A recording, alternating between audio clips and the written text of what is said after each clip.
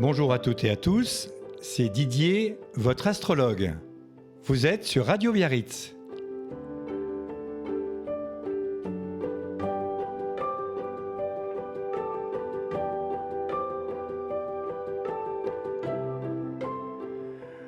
Aujourd'hui, nous allons aborder le thème du couple. Le couple, c'est un élément important, c'est l'association de deux thèmes astrales qui soit se superposent, on appellera cela la synastrie, soit on réalise avec les deux thèmes de chacun d'entre vous un thème qui est un individu unique pour connaître l'essence de votre relation. Ça s'appellera alors le composite. Le couple, c'est très très important. En fait, je reçois beaucoup de couples et qui veulent savoir comment ils fonctionnent dans un premier temps pour que l'un comprenne l'autre dans tous les éléments de sa vie, quels que soient les événements qui se proposent à l'un et à l'autre, et comment l'autre réagit par rapport aux événements qui se proposent à l'un. C'est extrêmement important de comprendre comment nous fonctionnons à deux, et c'est pourquoi il faut absolument comprendre que faire un composite ou une synastrie, ça va vous éclairer extraordinairement sur comment vous fonctionnez, comment vous êtes ensemble et quelle est l'essence de ce couple qui est né pour la vie ou pas.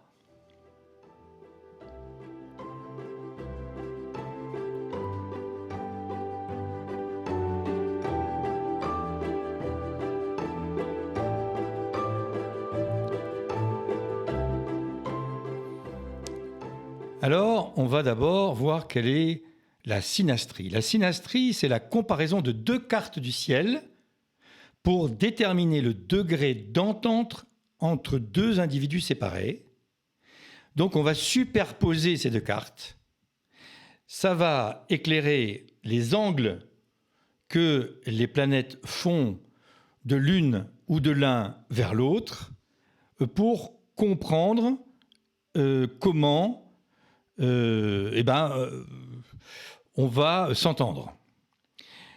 Et on va prendre comme exemple le soleil de chacun et la lune de chacun pour savoir comment ces deux êtres peuvent à la base se comprendre et s'entendre dès le début de la relation. Il est absolument nécessaire de le faire parce que, si on ne le fait pas, on s'aperçoit souvent un peu tard et que ça aurait pu fonctionner autrement, en clair. Alors donc, on va prendre d'abord le soleil et on va voir le soleil de chacun.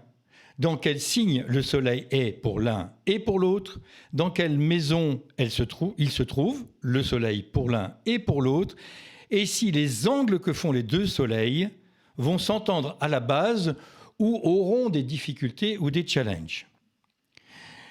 Des gens qui ont le soleil dans le même signe se comprendront plutôt facilement.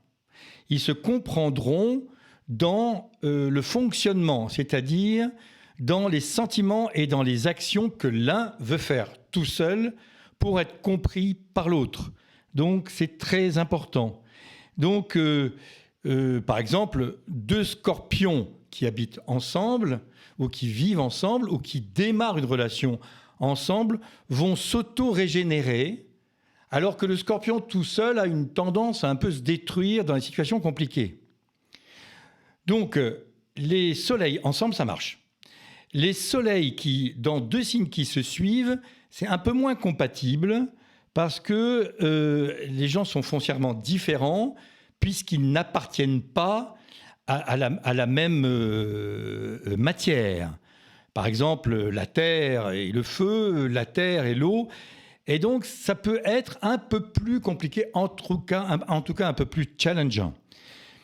Quand les soleils sont en sextile dans un thème, dans une synastrie, c'est-à-dire à 60 degrés l'un de l'autre dans un thème, cette position est vraiment très favorable parce qu'il y a une excellente entente dès le début de la relation, avec une bonne communication et l'impression que les gens sont sur la même longueur d'onde.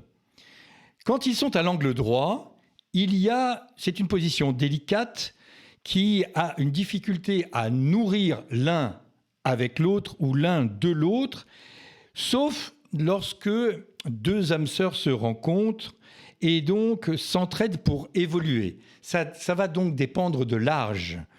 Deux soleils à l'angle droit l'un de l'autre à 30 ans, c'est compliqué. À partir de 50 ans, c'est beaucoup moins compliqué et même beaucoup plus enrichissant. Donc vous voyez que déjà, y compris les deux soleils en trigone, c'est-à-dire à 120 degrés l'un de l'autre, où là aussi c'est très bon. Déjà, quand un astrologue regarde deux soleils de deux thèmes différents et qu'il les superpose, on aura déjà un premier aperçu du début de la relation.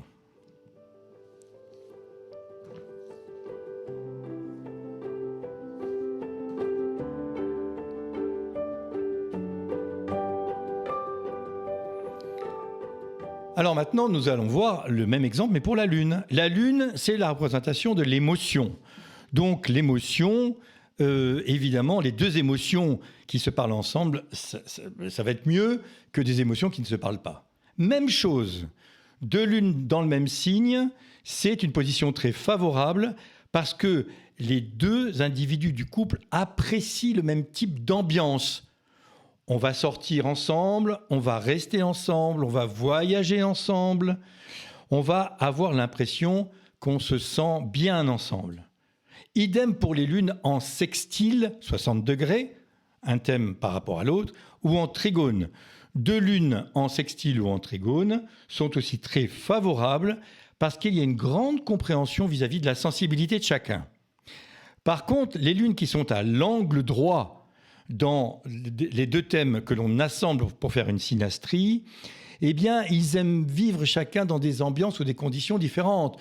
Donc, il y a imparablement, après l'expérimentation du couple pendant les 2 premières années, une difficulté à trouver le même voyage, le même week-end, avec qui on part, comment on part, combien on revient, quand est-ce qu'on revient, etc. Enfin, les lunes en opposition, c'est un aspect favorable parce qu'il y a beaucoup à échanger, surtout quand les âges atteignent après 45 ou 50 ans. Donc maintenant, nous allons voir les interaspects entre le Soleil et la Lune. Les interaspects, c'est très important. Nous allons voir dans la synastrie comment le Soleil de l'un est à l'angle de la Lune de l'autre.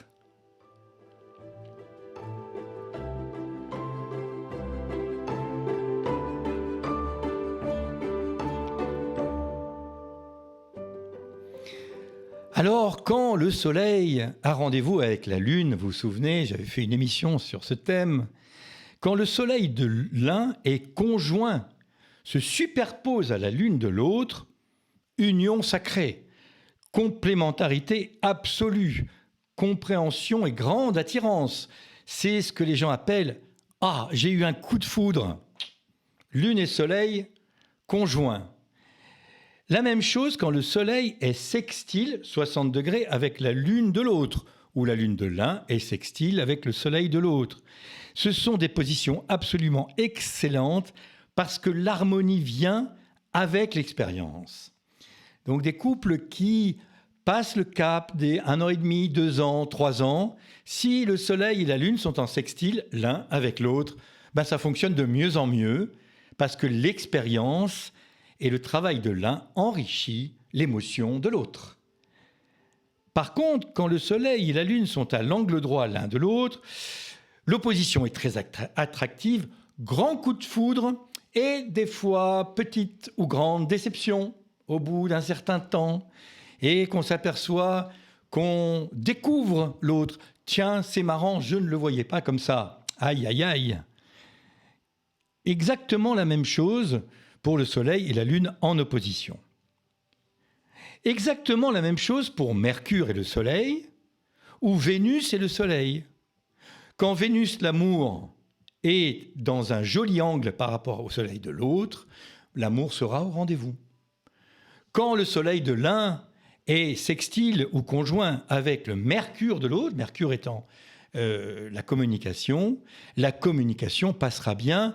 On se dira l'un pour l'autre, c'est pas la peine qu'il parle, il suffit que je le regarde ou que je la regarde et je comprends ce qu'il a. Quelle merveille!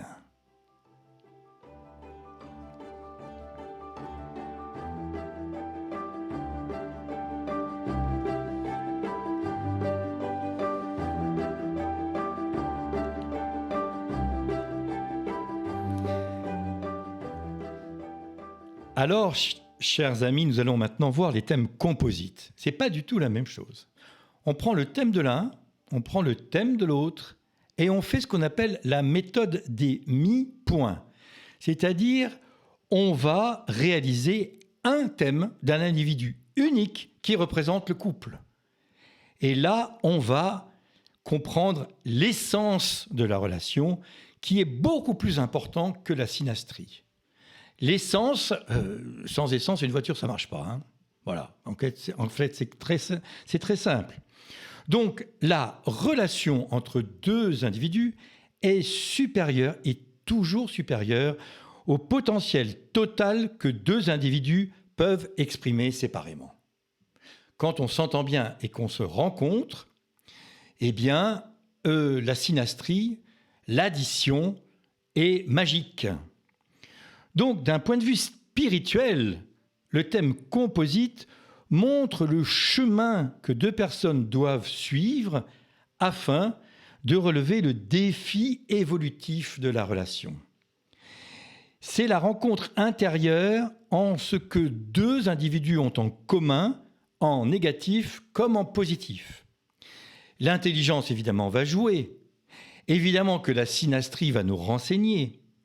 Évidemment que les thèmes individuels de chacun vont nous faire comprendre comment chacun fonctionne. Mais c'est très important, c'est le miroir intime de la relation.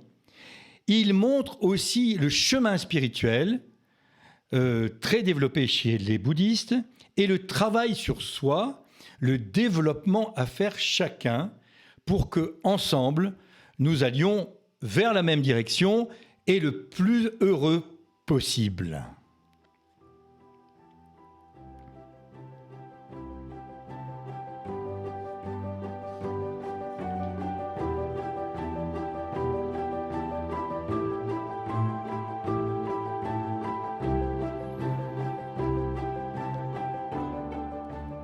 En fait, pour résumer, des gens qui n'ont pas une synastrie très favorable, mais un composite plutôt très favorable, vont devoir travailler la relation, l'expérience de l'un avec l'autre, pour donner la chance à une relation dont l'essence alimente bien le moteur du couple. Je vous invite donc à réfléchir et à comprendre qu'en faisant un composite ou une synastrie avec celui ou celle qui est à côté de vous, vous avancerez beaucoup et vous gagnerez beaucoup de temps.